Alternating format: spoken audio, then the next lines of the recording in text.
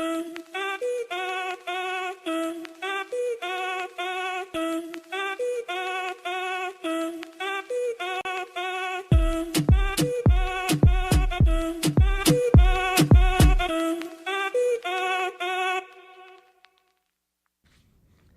morning and welcome to Wake Up Call. I'm Keely McCormick. And I'm Malik Jackson. Thank you for joining us today.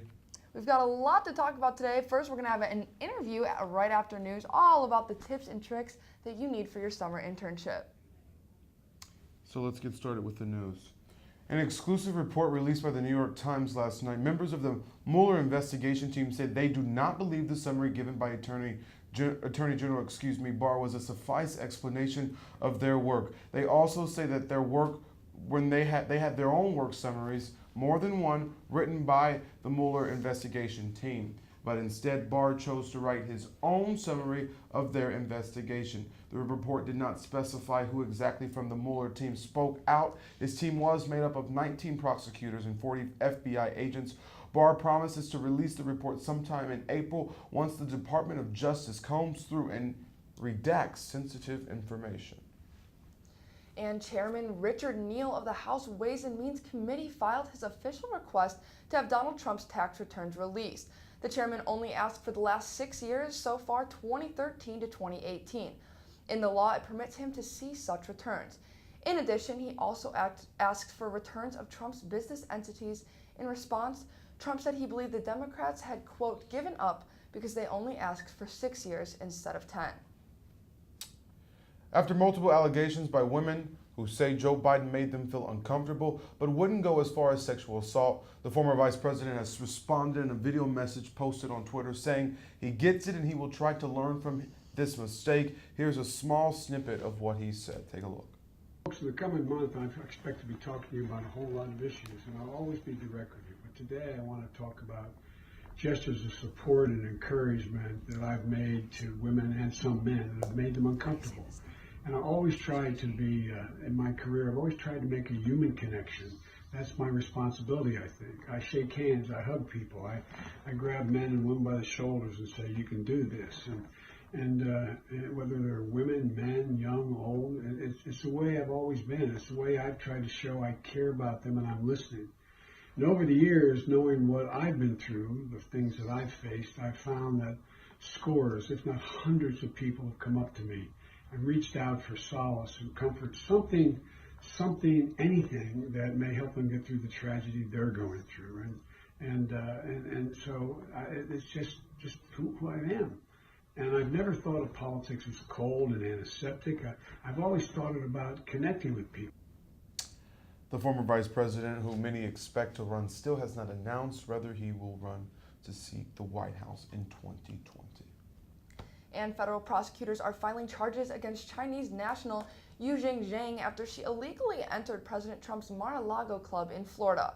Zhang told Secret Service a friend encouraged her to speak with the president's family about Chinese and American economic relations. While trying to get into the property, Zhang used 3 different reasons, including just to use the pool. Trump was golfing at the club during the incident, and the First Lady was in the residence. Yeah, just going to the Mar-a-Lago to, use the pool. You think we could get in? Yeah. Maybe sneak an interview after we got in? I don't know.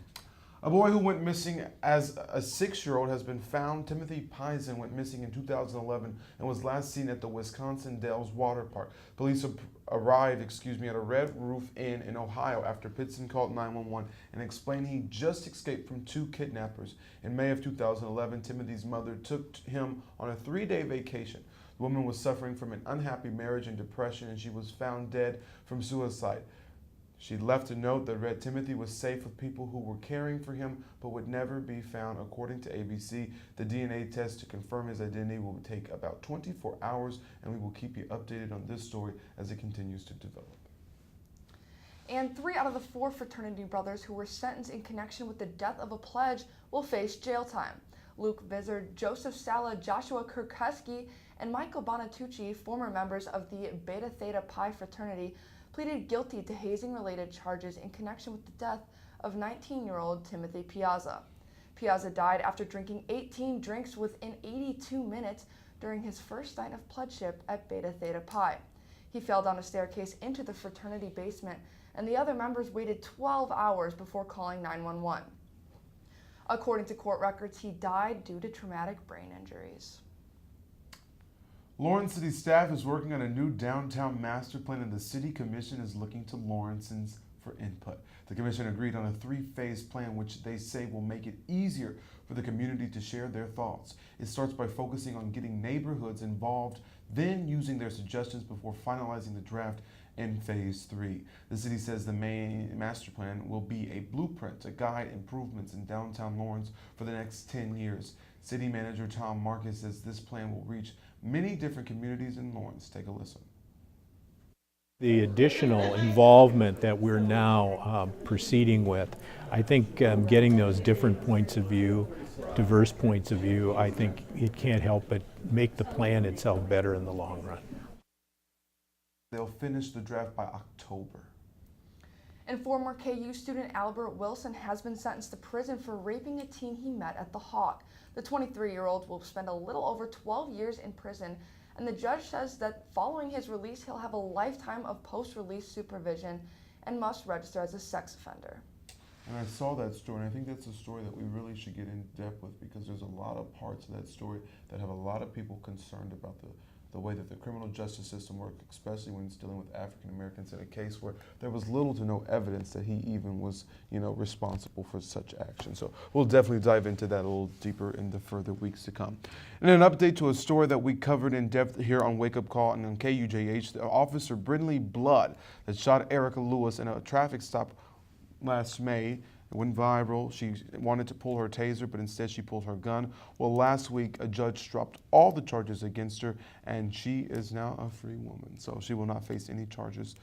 The aggravated battery dropped all of that. That's right. Coming up after the break, I will be back to speak with the career coordinator at the J School. We're going to talk about all the tips and tricks he has to prepare students and what they can do to get the most out of their summer internships. So stay tuned. For students searching for a way to stay active in an outdoorsy way, the City of Lawrence has bike trails running in every direction, and with the new bike share program, we can stay in shape as we tour the sights of our beautiful city. Clinton Lake is only a short 30-minute bike ride away from Daisy Hill and has the most incredible sunset location in all of Lawrence. Walking campus may give you the KU calves, but biking can give you the KU thighs. Bike Lawrence today. Welcome back to Wake Up Call. Now I'm here with Stephen Rottinghaus, the career coordinator at the J School. So welcome. Thanks for having me, Keely. Thank you for joining us. So right now some people are still applying, some people are going through the interview process, and some people have their internships already lined up. So first, can you tell us what to do in the application process to stick out to employers? Yeah, now definitely is a good time for summer internship. A lot of the more competitive ones, those deadlines, they started advertising those jobs like last fall. But to stand out to employers, you definitely want to talk about the experience you've had on campus. In the classroom and outside of classroom. Employers love to see that real world experience, and that's where internships are very important. Because employers I talk to, anytime they see that real world experience, mainly in the form of an internship, that's what they like to see. So again, to stand out, highlight your campus involvement, any sort of media work you've had, especially for J School students, and then even for the non-J School students, just kind of that outside activity that's connected to your major looks very powerful on a resume. Okay, so generally I've been noticing we're getting phone interviews after you make it through the application process. So how do you wow a phone interview without being able to shake someone's hand and look into their eyes? Phone interview, it's very comparable to kind of that face-to-face, but you're right. Nothing is going to beat that face-to-face, that interaction where they can kind of pick up on your body language and your excitement about the job. But treat a phone interview just like you would a face-to-face. A lot of times I encourage students, to stand up when they're in a phone interview. It helps with the voice projection. But again, you kind of want to have those key talking points. Like, you always want to have kind of that 30-second, 1-minute wow speech, like, okay, this is why I want the job. And you can communicate that in a phone interview just as well as a face-to-face. But again, have that outline prepared. It's okay to have that internship description, next to you when you're being interviewed on the phone, so you can really focus on that job description and tie your skills to that job description. That helps a lot, because that basically is the outline for the interview. Okay, and so it seems whether it's in person or on the phone, it seems we always get the question, what are your weaknesses? So how would you suggest that students respond to that question? In regard to that question, I admit that is always a tough one to answer. try not to use the word weakness when you do respond to that. I mean, don't say my weakness is. Really what you want to say is, I'm developing skills in this area. That's a lot more effective than say my weakness is. The last thing you want to say is, I don't show up on time, I've got a bad attitude. You can't really recover from that. Yeah. I mean, really what they're looking for is something that you're self-aware of, that, yeah, I know I need to work on developing this technical skill or something like that. And then just talk about the steps you're taking to improve your skills in that area, because that'll impress them more just saying, oh, I'm not very good at this, this, and this. It's kind of hard to recover from that.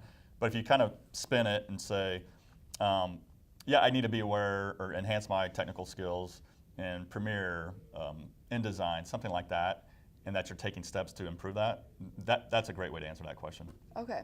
So now let's move on to after the interview. We've hung up the phone, we've left the office. How do you follow up with your future employer, the person who interviewed you? You definitely want to follow up within a day or two. An email thank you is perfectly fine. I still a big believer in that old-fashioned thank you card. It can be short and sweet. Basically, just thank them for the time they took to interview you. And if they need any more information, please contact me at this email or this phone number. But yeah, it's very important to keep that dialogue going. A thank you note is still extremely powerful in that interview setting. Okay, so let's say we got the job, we're ready to start. So how can we get the most out of our summer internships? I mean, treat it like you would a full-time job. I mean, be professional, show up on time. I think the best internship experiences work out if you have that true mentor on site. Not every organization can provide you with a mentor, but there's usually somebody on board at the company that will definitely assist you in any way. It's perfectly fine to have questions. I mean, definitely at the beginning. I mean, you don't want to be asking questions day after day after day. But early on, just get familiar with the process, what your roles are, what your goals are. That'll help kind of keep you focused for the entire internship. Because yeah, internship, especially for the summer season, we're talking 6 weeks from now. It'll be started, and then it typically goes till mid-August, right before the fall semester begins. But yeah, try to outline some goals, like skills you want to develop, what projects you really want to focus on. And I think another great thing about an internship is hopefully it's always a positive experience. I mean, the students I've worked with in 4 years, I think I've only had one case where it wasn't a good fit, but they were able to find another internship opportunity and it worked out. But another great benefit about going to an internship is like, is this really for me? Is this really the career I want? Yeah. And then you can kind of shift gears, before you actually graduate or early in your career where it doesn't feel like you've taken a step back or anything. Okay, great. Well, are there any other tips and tricks that you'd like to add? Again, really go into that internship with a positive attitude. It looks great on a resume, like I mentioned earlier. I mean, that's what employers are looking for, that real world experience, and nothing beats that quality internship. And it doesn't matter where you have it, if it's local, Kansas City area, East Coast, West Coast. Every internship looks great on that resume. So yeah, again, just be positive, be professional, and everything should work out. Okay, awesome. Well, thank you so much for joining us today. We'll be right back after this break. Where you go to college makes a statement about you. This place will become a part of you, your identity for life.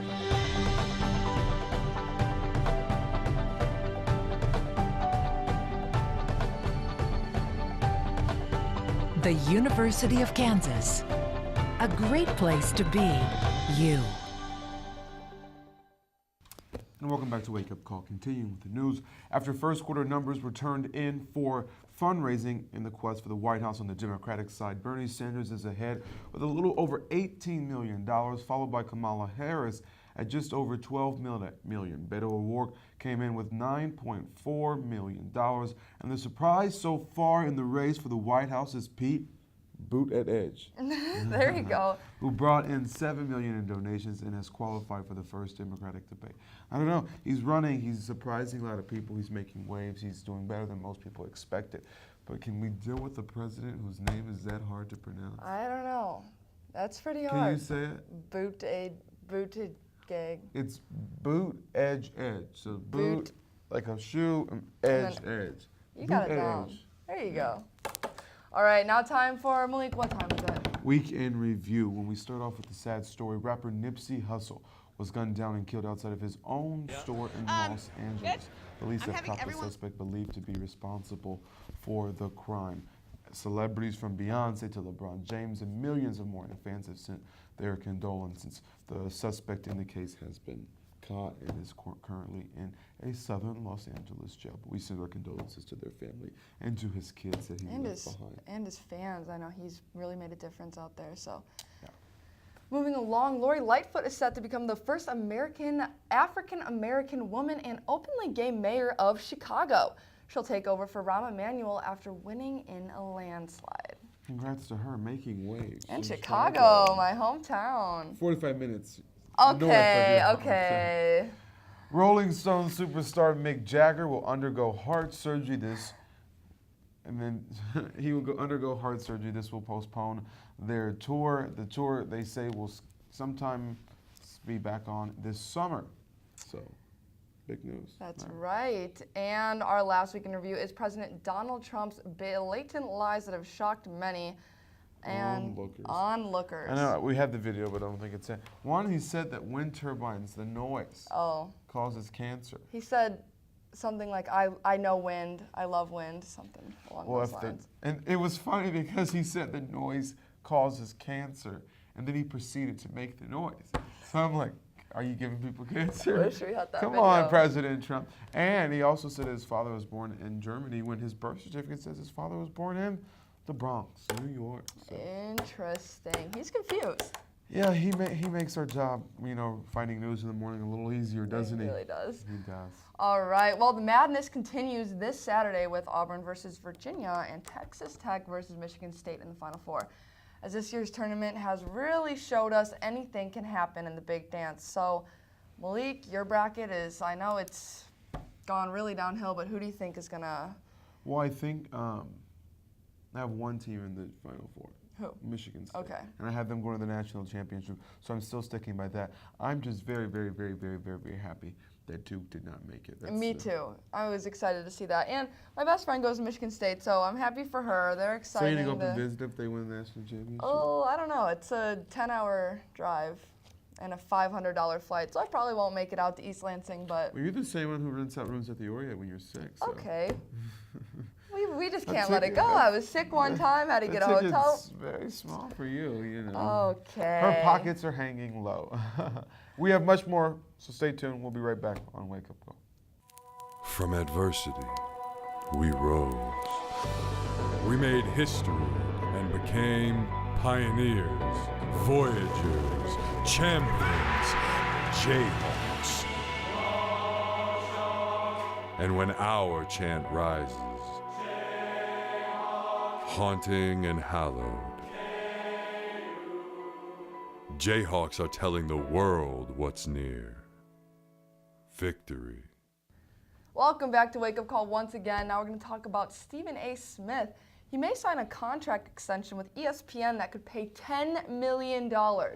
This would make him the highest paid ESPN employee and largest known salary of a sports media personality. And I know that says he's the largest, but we're close. We're making like $9 million a year, so. I'm at about 9.6. I make about $200,000 more dollars than you do. Oh, you are? Yeah.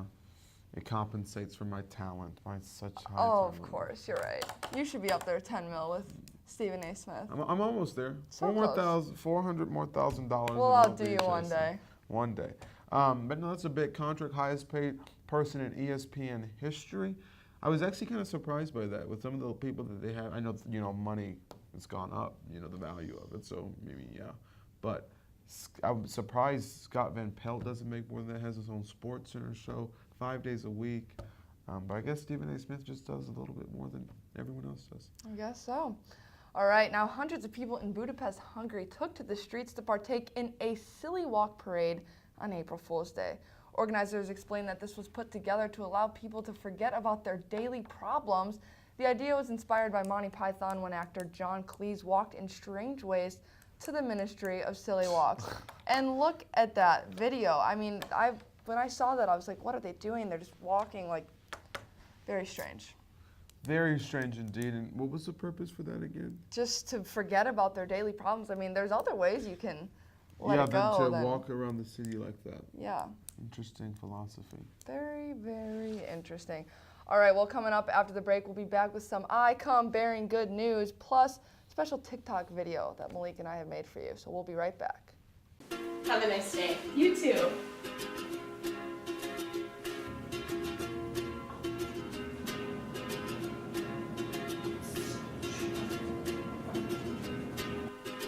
day. Thanks, you too.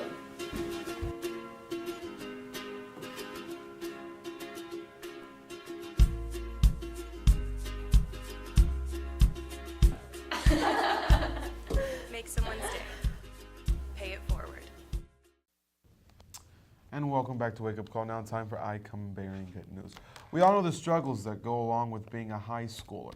That's right, we do. The stressors of popularity, ACT scores, sports, work, it can be a hard time. But once again, this story proves that a little act of kindness can go a long way. A few students at a Tennessee high school noticed that one of their peers seemed a little down recently.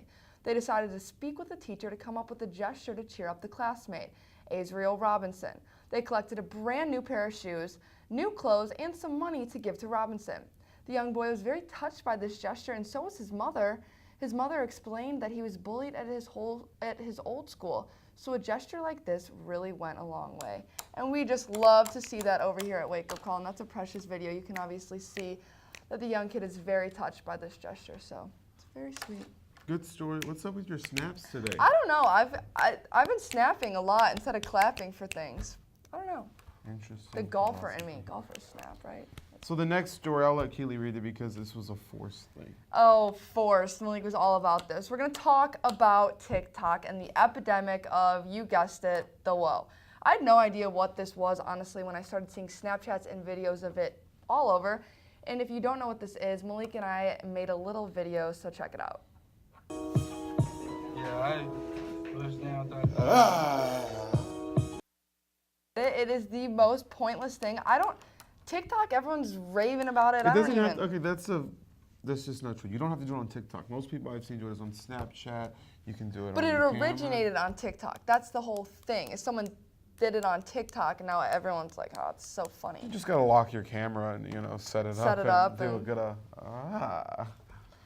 I think when I first saw it, I thought it was funny because the person makes it seem like there's so much preparation that's about to go into what they're about to do, and then you go, and then you celebrate. You're supposed to celebrate afterwards, like I just accomplished something. I just did something amazing. This nice choreographed dance. Oh, it took so much work. Can do it now. It's gone viral, and it's funny. It's always funny to see the next thing that goes viral after this. Yeah, Because I never expected that this would go so far. I've done this. I've seen toddlers. Yeah, my little brother can do this. Yeah, but I don't know. It's an interesting dance. It's funny. When I first saw it, I was like, oh, that's pretty funny and random. But now I'm sick of it. It's all I see on Instagram, Snapchat. I saw one last night where the guy set his phone down in the elevator. The elevator closed, and then he ran down the steps, and when the elevator door opened, he... Gosh, that takes preparation. Yeah. That takes time, and that takes cleverness, wittiness, and intelligence. That's right. All right, well, moving on from this, internships, I got to talk to Steve today. So how do you think his tips and tricks will help you with your summer internship? I think they should be useful. I mean, I went to him to get some help on this internship that I'm applying for in New York City that I'm still waiting to hear back from.